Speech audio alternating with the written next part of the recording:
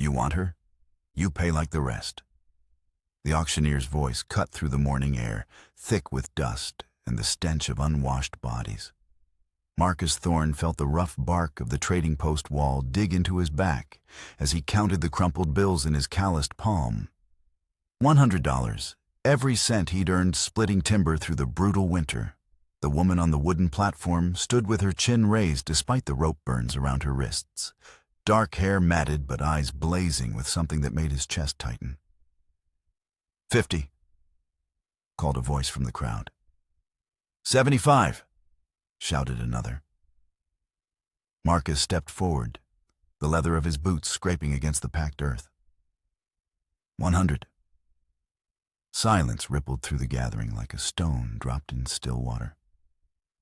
The woman's gaze found his across the sea of leering faces, and he saw something flicker there. Not gratitude, but a fierce calculation that reminded him of a cornered wolf. The gavel fell with a sound like breaking bones. 20 minutes later, Marcus helped her down from the platform with hands that shook despite himself.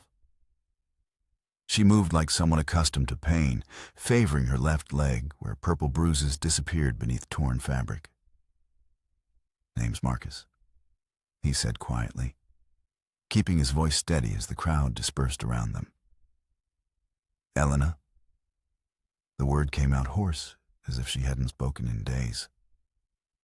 Why? He'd been asking himself the same question since the moment he'd opened his mouth to bid. The honest answer lodged somewhere between his throat and his conscience. Something about the way she'd held herself, refusing to break even when men discussed her like livestock. "Everyone deserves better than this," he said finally. She studied his face with the intensity of someone who'd learned to read threats in the twitch of an eye, the set of a jaw. "What do you want from me?" "Nothing you don't choose to give." The words hung between them as they walked toward his wagon, past the cluster of remaining traders counting their profits. Marcus felt the weight of stares on his back, heard the low murmurs that would spread through every saloon and trading post from here to San Antonio. He'd just spent his winter's earnings on a woman who might vanish into the night the moment his back was turned. His cabin sat in a clearing 3 miles from the nearest neighbor, surrounded by the stumps of trees he'd felled and the neat stacks of lumber that represented months of backbreaking labor. Elena said nothing during the ride, her hands folded in her lap. But he caught her examining every trail junction, every potential escape route. "There's a room in the back," he said as he helped her down from the wagon. "Door has a lock on the inside." Something shifted in her expression. Surprise, maybe, or the first crack in armor she'd worn so long it had grown into her skin. Inside, the cabin smelled of pine shavings and the venison stew he'd left simmering that morning. Elena stood in the center of the main room like she was mapping every exit, every potential weapon. Her gaze lingered on the rifle hanging above the fireplace, the heavy iron skillet on the stove. "Hungry?" Marcus asked. She nodded once, sharp and economical. He ladled stew into 2 bowls, set one on the rough-hewn table, and retreated to the opposite side of the room to eat his own. The silence stretched between them, broken only by the scrape of spoons against wood and the whisper of wind through the gaps in the cabin walls. "How long?" she asked finally. "How long what?" "How long before you expect payment?" The words hit him like a physical blow. He set down his spoon, met her eyes across the table. "I told you. Men always want something." Her voice carried the weight of hard-learned lessons. "Better to know the terms." Marcus pushed back from the table, walked to the window that looked out over his land. In the distance, smoke rose from the chimney of the Hendricks place, where old Tom lived alone with his memories and his whiskey. Closer, a hawk circled over the meadow where wildflowers had begun to push through the last patches of snow. "My pa built this place," he said without turning around. "Cleared every tree by hand, laid every stone in that fireplace. Died when a widowmaker caught him wrong." He touched the scar that ran from his left temple to his jaw, a reminder of his own close call with a falling branch. "Been alone here 5 years now. Gets quiet sometimes." He heard the scrape of her chair, the soft pad of bare feet on the wooden floor. When he turned, she was standing by the back door, testing the handle. "It's not locked," he said. Her hand froze on the latch. "Won't be locked tomorrow either," he added. "You're free to go whenever you choose." "And if I stay?" "Then you stay because you want to, not because you're owned." Something cracked in her composure then. So briefly, he might have imagined it. She pressed her back against the door, arms wrapped around herself like she was holding broken pieces together. "I don't know how to want things anymore," she whispered. The admission hung in the air between them, raw and devastating. Marcus took a careful step forward, then another, moving like he would around a wounded animal. "Maybe you don't have to know right away," he said. "Maybe wanting is something you remember how to do." That night, he lay in his narrow bed, listening to the sound of her moving around the back room. The creak of floorboards, the rustle of the clean clothes he'd left for her. The occasional pause that might have been tears or might have been exhaustion. When silence finally settled over the cabin, he found himself staring at the ceiling, wondering what kind of hell she'd escaped from, and whether his $100 had bought her freedom or simply transferred her cage. Dawn came with a drum of hoofbeats. Marcus rolled out of bed, grabbed his rifle from above the fireplace, and peered through the front window. Riders approached through the morning mist, more riders than he'd ever seen in one place, their horses' breath steaming in the cold air.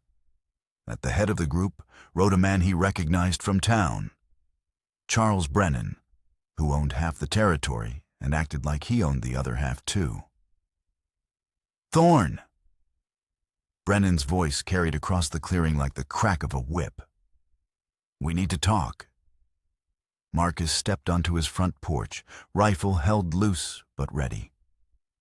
Behind Brennan rode 20 or more men, some wearing badges that gleamed in the early light, others carrying the hard look of men paid to ask no questions. "Little early for social calls, Brennan. You made a purchase yesterday." Brennan's horse danced sideways, fighting the bit. "Something that belongs to me. Paid fair and square at open auction. That woman is stolen property." Brennan's voice rose, carrying to every corner of the clearing. "Ran off from my ranch 3 months ago. I've got papers proving ownership." The back door of the cabin opened with a soft click. Elena emerged, still wearing the clean shirt and trousers Marcus had given her. But something had changed in her bearing. She moved with the fluid grace of someone no longer concerned with hiding. "Show them," she said quietly. Brennan's face went pale beneath his weathered tan. "Elena, you're coming home. Show them the papers, Charles." Her voice carried across the clearing with crystalline clarity. "Show them the bill of sale you forged."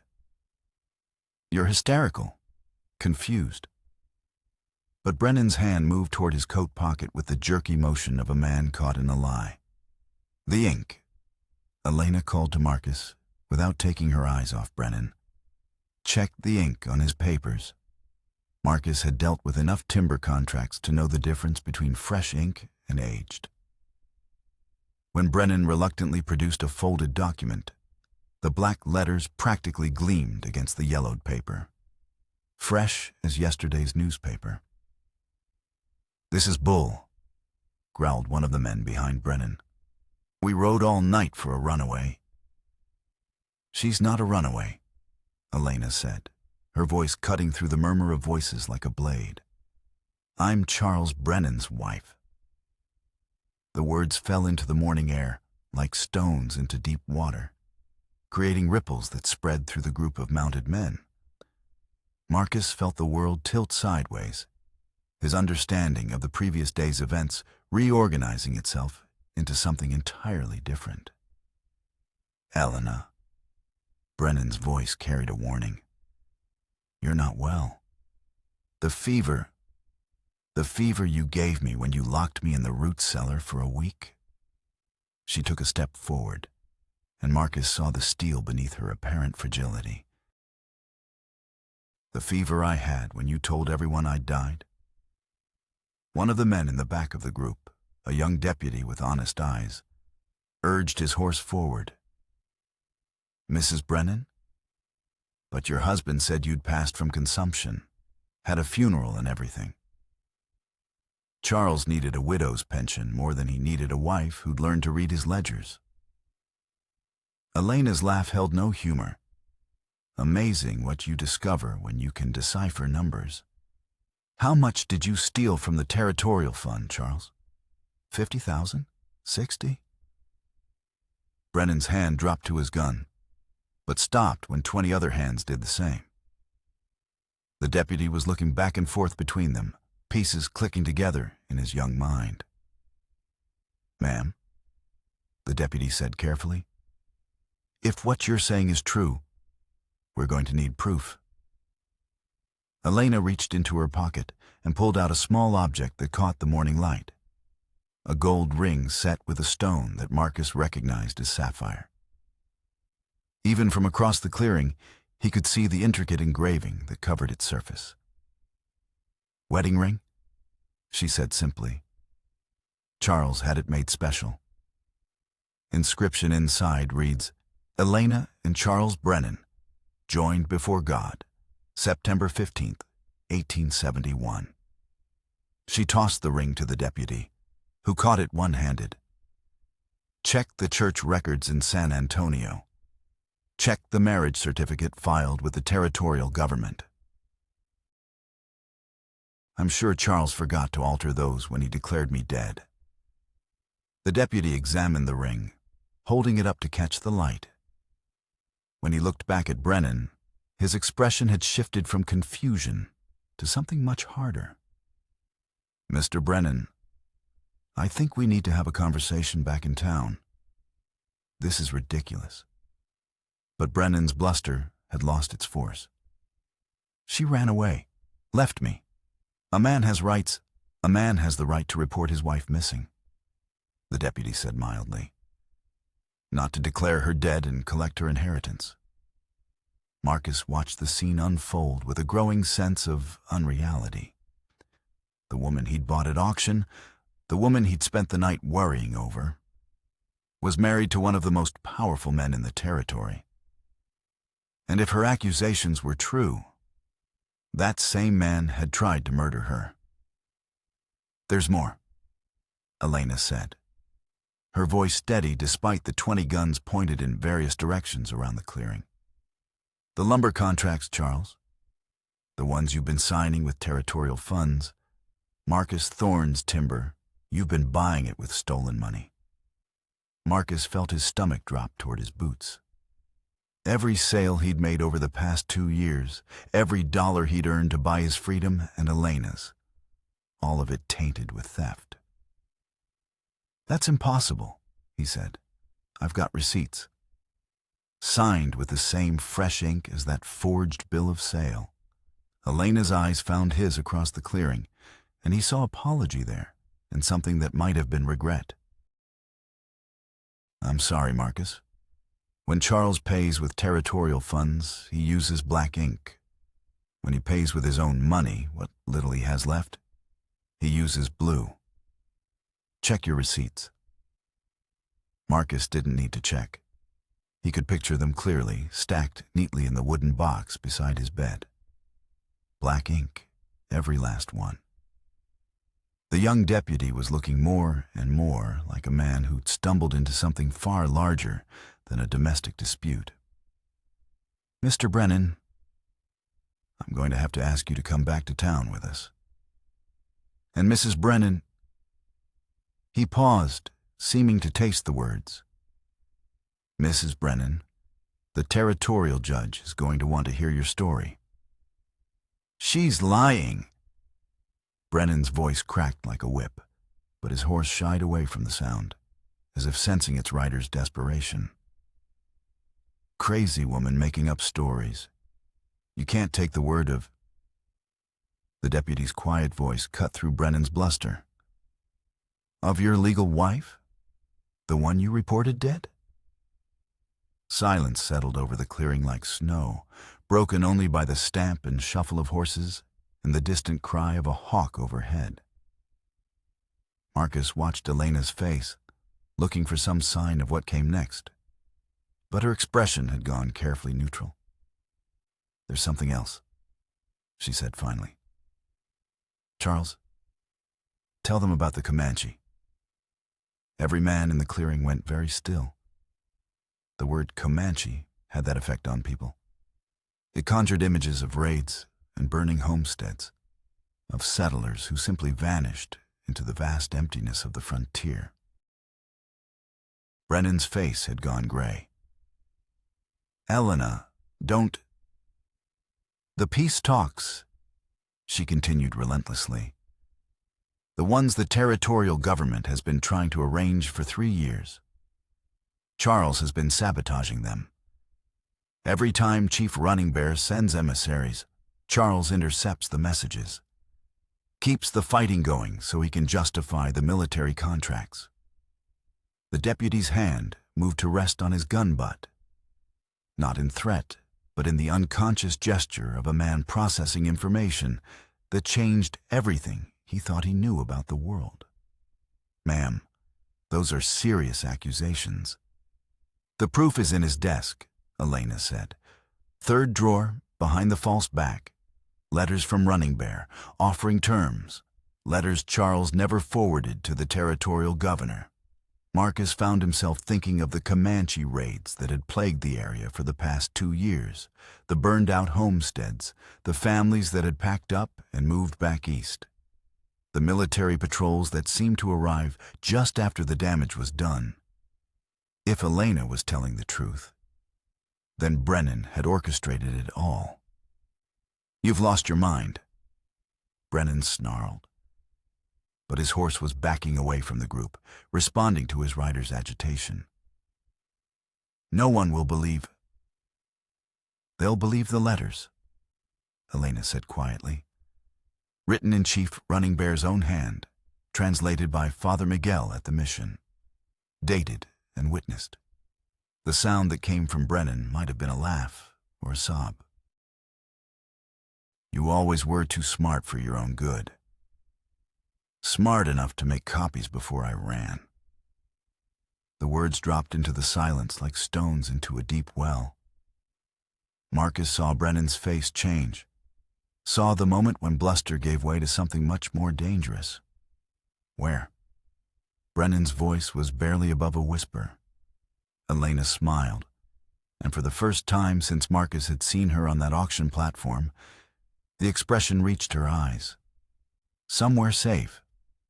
Brennan's gun cleared leather faster than Marcus would have thought possible for a man his age.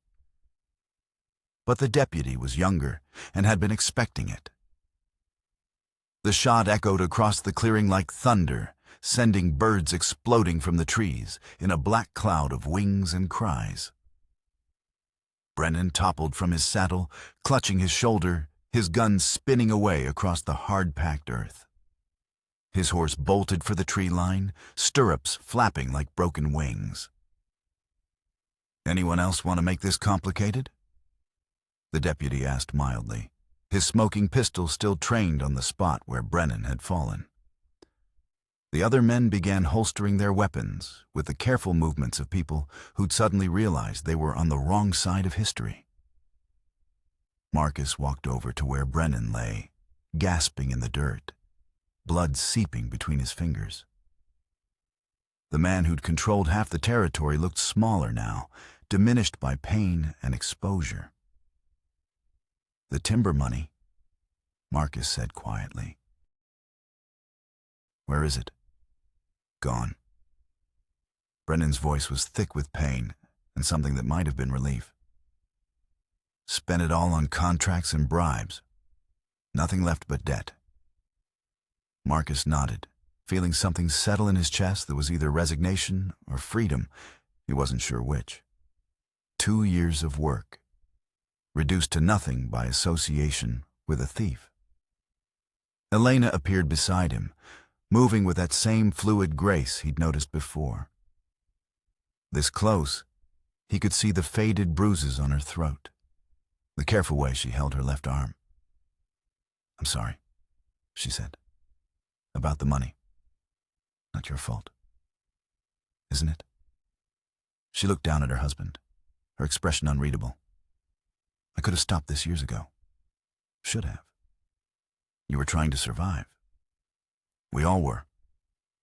The deputy was organizing his men, preparing to transport Brennan back to town for what would undoubtedly be the trial of the decade. Elena watched the preparations with the detached interest of someone observing a play. "What happens now?" Marcus asked. "Now Charles goes to prison, if he lives long enough to stand trial. The territorial government gets very embarrassed, and Chief Running Bear finally gets his peace talks. What about you?" She was quiet for so long he thought she wouldn't answer. When she finally spoke, her voice was barely audible above the sounds of men and horses preparing to leave. "I don't know. Charles declared me dead, remember? Legally, I don't exist anymore. No property, no rights, no identity." She laughed, but there was no humor in it. "I'm free in the most literal sense, free of everything." Marcus watched the last of the riders disappear through the trees. Brennan tied to his saddle and the deputy riding close beside him. The clearing felt enormous in their absence, as if the world had suddenly expanded beyond its previous boundaries. "You could stay," he said finally. Elena turned to study his face with that same intense scrutiny she'd used the day before. "Why would you want that? You know who I am now. What I am. What are you? A woman who let her husband steal and kill while she hid in her parlor reading novels. A woman who gathered evidence for 3 years and risked everything to stop him. A woman who cost you 2 years of honest work. A woman who saved God knows how many lives by ending those raids." She shook her head, but he could see something shifting in her expression, some internal wall beginning to crack. "I don't have anything to offer you," she said. "No dowry, no connections, no legal existence. I'm not even sure I remember how to be anyone other than Charles Brennan's wife." Marcus looked out over his land, the stumps and lumber piles that represented months of labor, the cabin his father had built, the meadow where wildflowers were beginning to bloom despite the late spring frost. It wasn't much, but it was honest work in a dishonest world. "Maybe that's not the worst place to start," he said. "Learning who you are when nobody's watching." They stood in the clearing as the sun climbed higher, burning off the last of the morning mist. Somewhere in the distance, a woodpecker drummed against bark with mechanical persistence. Closer, a bee droned among the early wildflowers that had pushed through the snow. "The peace talks," Elena said eventually. "Someone will need to deliver Running Bear's letters to the territorial governor. Someone who knows the whole story. Someone who doesn't officially exist. Someone with nothing left to lose." Marcus nodded. It was dangerous work. crossing Comanche territory, carrying documents that could reshape the political landscape of the entire region. The kind of work that might get a person killed, or might change the course of history. "How long?" he asked. 2 weeks to Santa Fe, maybe 3 if the weather turns. Another week for the meetings, assuming the governor believes the evidence. Then 2 weeks back. And then? Then we see what kind of world we've helped create. The afternoon stretched before them, full of decisions that couldn't be unmade and consequences that couldn't be foreseen. Elena walked to the edge of the clearing, where the meadow began and the forest pressed close. She stood with her back to him, her shoulders straight despite everything she'd endured. When she turned around, something had changed in her face. Not happiness exactly, but a kind of quiet determination that reminded him of sunrise after a long night. "I'll need supplies for the journey," she said, "and a good horse." "I've got both." "And when I get back?" Marcus looked at his cabin, at the land his father had died clearing, at the woman who'd appeared in his life like an answer to a question he'd never known how to ask. "When you get back, we'll see if you still want to remember how to want things." Elena smiled then, and this time it transformed her entire face. "I think I'm already starting to remember." 3 weeks later, dust rose on the horizon as a single rider approached through the afternoon heat. Marcus set down his axe and walked to the edge of his property, one hand shading his eyes against the sun. The horse was travel-worn but moving strongly, and the rider sat straight in the saddle despite obvious exhaustion. Elena reined in 20 yards away, her clothes dusty and her face burned brown by sun and wind. But her eyes held something they hadn't possessed when she'd left. A kind of quiet satisfaction that spoke of difficult work completed. "The governor signed the treaty yesterday," she called without dismounting. "Running Bear's people will have their land. The raids are over." Marcus nodded, feeling a weight he hadn't realized he was carrying lift from his shoulders. "And Brennan?" "Died in prison 2 days ago." Heart gave out during the questioning. She swung down from her horse, moving with the easy grace of someone who'd spent weeks in the saddle. "The territorial government is very grateful to the anonymous witness who provided the evidence. Grateful enough to offer a reward." She reached into her saddlebags and pulled out a leather pouch that clinked with the sound of coins.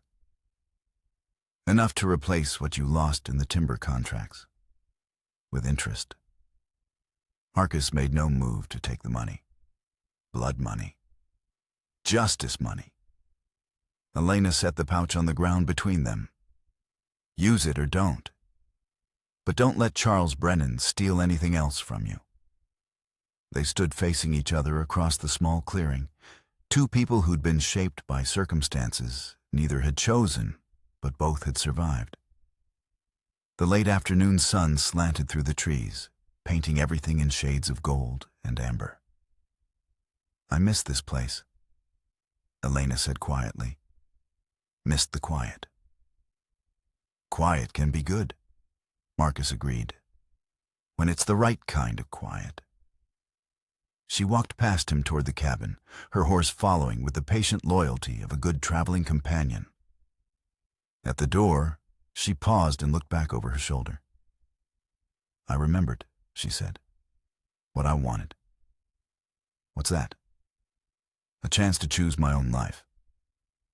Marcus picked up the leather pouch, hefted it once, then tucked it into his pocket. Money could be replaced. Time couldn't.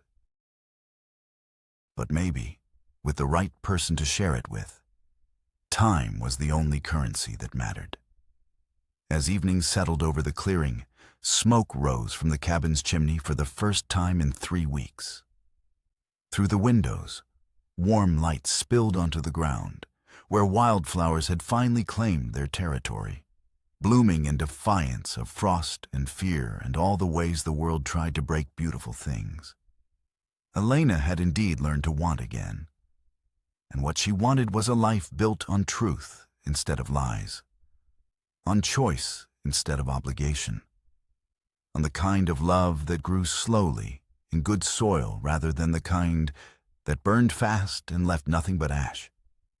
The braided ring Chief Running Bear had sent as a symbol of the new peace treaty sat on the cabin's windowsill, catching the last rays of sunlight. It was made from horsehair and silver, woven together in a pattern that would hold as long as both peoples honored their promises. Some bonds, Marcus thought, as he watched Elena move around their shared space with the confidence of someone who'd finally found her place in the world, were worth more than all the gold in California. Don't forget to subscribe and consider giving a like to help us keep bringing you more stories like these. Your support means everything to us.